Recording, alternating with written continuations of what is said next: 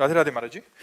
महाराज जी, भगवान पर अटूट विश्वास है और नाम जब भी निरंतर चल रहा है, किंतु जब जीवन में कठिन परिस्थिति आती है तो ईश्वर के ऊपर विश्वास के साथ साथ जीवन समाप्त करने या सब छोड़कर सिर्फ भगवान की शरण में रहने की आकांक्षा होती है। महाराज जी, ऐसे में इस परिस्थिति में क्या करना? निरंतर नाम चल रहा है, अभी हमें संशय है, क्योंकि निरंतर जब चलने लगेगा तो कुछ स्थिति आ जाती है। हम लोग उसी मार्ग के पथिक है ना, इसलिए एक स्थिति आ जाती है। कोई भी विपत्ति हमें परास्त नहीं कर सकती, कोई भी दुख हमको उदास नहीं कर सकता, क्योंकि नाम चल रहा है। जब ज्यादा कष्ट होता है तो ज्यादा भजन होता है, शांत। जब ऐसा लगता है शरीर छूट तो नहीं जाएगा, तो एकदम भगवदाकार वृत्ति, भगवान आ रहे हैं। तो निरंतर भजन शब्द से हम कह रहे हैं कि इस पर सुधार करो। निरंतर अभी नहीं हो रहा है। जिस दिन अव्यावृत भजना, अखंड भजन होने लगेगा तो स्थिति आ जाएगी। अटूट विश्वास जब है तो टूट कैसे सकता है? कुछ भी हो, जोई जोई प्यारो करे सोई मोहि भावे। अब कुछ भी हो, अब क्या, जब आपसे प्यार किया फिर हम क्यों किसी से सिकवा करें? भगवान, अब तुम जैसा चाहो वैसा खेलो, जैसा चाहो वैसा विधान करो, मैं उसी में राजी रहूंगा जैसे तुम मुझे रखना चाहते हो। मस्त नाम जब चल रहा है तब ये मस्ती आएगी, नहीं ऐसे नहीं आएगी। नाम जब चल रहा है तो ये मस्ती आएगी, नहीं मस्ती नहीं आ सकती। इतनी विपत्तियां मनुष्य जीवन में, इतना संघर्ष है कि कदम कदम ऐसा लगता है यार अब खुशी हुई, और अगला कदम इतने दुख में पड़ जाता है कि लगता है कैसे निकल पाऊंगा इस दुख से। तो फिर एक सुख का प्रकाश आता है, फिर एक ऐसी समस्या आ जाती है, फिर ये पूरा जीवन चलता रहता है, ये पूरे जीवन। और ये सोचना कि शरीर को मिटा दें, ये कोई समस्या का हल नहीं है। शरीर मिटा देने से एक महापाप बन जाएगा और वो हमारी दुर्गति कर देगा। तो ये जो लोग सोचते हैं कि मैं कर लूं समस्या का समाधान हो गया, बिल्कुल नहीं। भारी समस्या मोल ले ली, आगे तुम्हें परिणाम पता नहीं, इसलिए आप तो कभी कोई निदान है ही नहीं। हमको लड़ना चाहिए, संघर्ष करना चाहिए।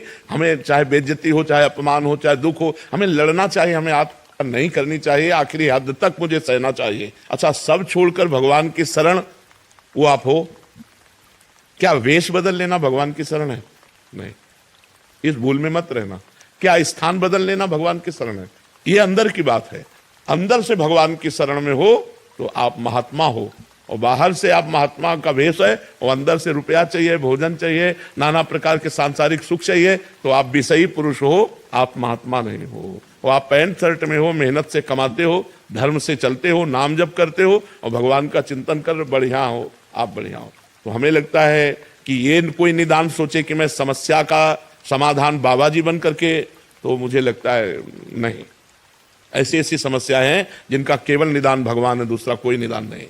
सोचो, साल 2 साल 4 साल 5 साल आप बोल दो कि आप ब्रह्मचर्य से रहो, कोई मनोरंजन नहीं करोगे, आप ये खाओगे, आप ऐसे रहोगे, तो एक एक दिन हम काट सकते हैं कि यार 4.5 साल रह गए, अब 4 साल रह गए, 5 साल। पूरी जिंदगी मनोरंजन नहीं कर सकते, पूरी जिंदगी कोई रिश्ता नहीं है, पूरी जिंदगी में किसी भी तरह का कोई सुख नहीं है सांसारिक। आप जरा थोड़ा विचार करके डालिए आप इस बात पर। आप विचार करो, क्या साधु का जीवन है? क्या साधु का जीवन? ना कोई मनोरंजन, ना कोई व्यवहार, ना कोई रिश्ता, ना कोई संबंध। साधु का जीवन ऐसा जीवन नहीं है। बहुत खतरनाक जीवन, बहुत खतरनाक जीवन। ये न सोचो कि बहुत आनंद में जीवन कटता है, बहुत कष्ट में जीवन कटता है सच्ची साधुता के लिए। और जो निकल गया सो मुक्त हो गया, और नहीं फिसल गया तो फिर आओ नया जन्म, फिर साधना करो, फिर भजन करो। इसलिए कोई समस्या से भागे कि मैं समस्या का निदान साधु बन के पालूंगा, तो भूल मत करना, बड़ी समस्या है। मतलब ये कोई ना सोचे कि संत बनना सहज है, बिल्कुल नहीं, बिल्कुल नहीं। बाबा जी बनने का मतलब मर गए, अब मर के हम चल रहे हैं। जीवित मर जाए उलट आप में समाये यही दिलगिरी है। मरा हुआ पुरुष महात्मा होता है, जिसका मन मरा, जिसकी इंद्रियां मरी, जिसकी वो कुछ नहीं चाहिए, जा ही न चाहिए कबहू कछु तुम संसहज सने।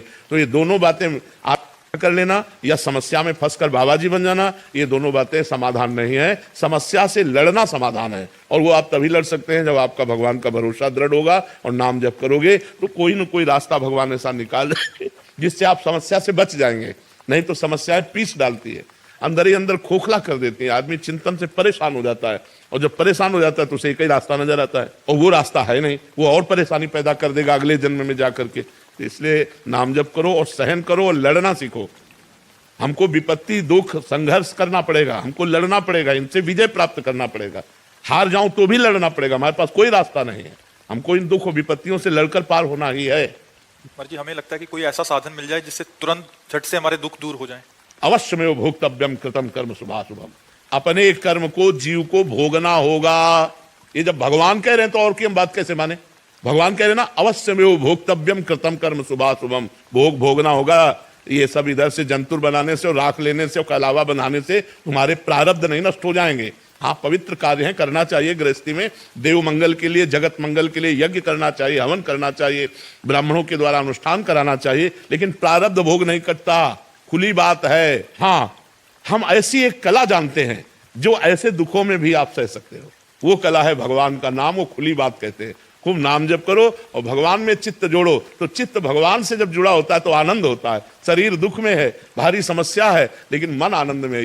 यही बात है। सा वही मन कृष्ण पदारविंदयो, मन भगवान कृष्ण के चरणों में लगा है तो आनंद है, राधाजू के चरणों में लगा है तो आनंद है। अगर मन संसार में रहेगा तो कष्ट ही भोगना पड़ेगा। कोई ऐसा नहीं, इतने पढ़े लिखे डॉक्टर, इतने बड़े सर्जन, इतने बड़े सब भगवान ने तो बनाए हैं। अगर छू से होता तो बढ़िया काम बन जाता है। डॉक्टरों की जरूरत क्या है?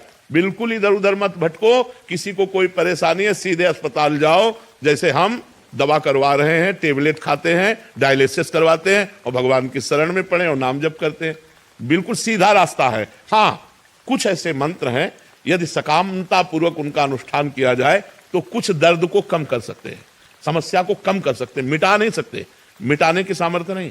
प्रारब्ध भोग भोगना पड़ता है। नहीं, रामकृष्ण परमहंस जी इतने सिद्ध महापुरुष, उनके गले में कैंसर था।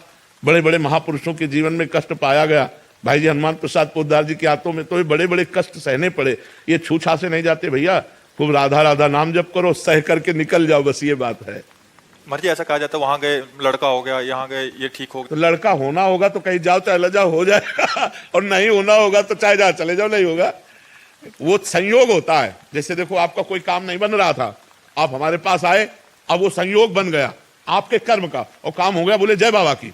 वो प्रेमानंद से नहीं बना, वो तुम्हारे कर्म का संयोग था, वो तुम्हारे कर्म का संयोग था। बिल्कुल समझिएगा, ये आज नौटंकी नाटक नहीं, खुली बात है। आपका कर्म आपको सहयोग दिया तो आपका काम बन गया, आपका कर्म आपको सहयोग नहीं देगा तो काम नहीं बनेगा। एक हमारे जीवन की धारा है, उसमें दुख सुख दोनों किनारे हैं। हमारा जीवन इसमें होता हुआ जाएगा, कभी सुख कभी दुख, कभी सुख कभी दुख, ऐसा चलता रहेगा। कोई मिटा नहीं सकता यार, हमारी समझ में नहीं आता। तो महात्माओं के पास क्यों जाना चाहिए महाराज जी? सुकृत बढ़ते हैं, बुद्धि शुद्ध होती है, प्रारब्ध को सहने की सामर्थ्य आती है। आगामी हमारे जो कर्म है वो सुधर जाते हैं, पीछे के जो कर्म है वो भस्म हो जाते हैं, प्रारब्ध भोगने की सामर्थ्य आती है। हमें तो लगता है हमारी मनोकामना पूरी हो जाएगी, चलो चलते हैं एक बार तो, क्योंकि हर कोई प्रार्थना तो करता ही है महाराज जी। 100 में से 50 तो करते होंगे, हाँ मैं पास हो जाऊं। तो ये कर्म है कि नहीं है? ये भी तो एक कर्म है। उनका सत्कर्म बना, वो नंगे पैर चल करके आ रहे हैं या जूता पहन करके आ रहे हैं या किस भावना से आ रहे हैं, और भावना से आए और संत दर्शन की कामना की, तो एक कर्म भी तो बना उनका। इस कर्म से उनको लाभ नहीं मिलेगा।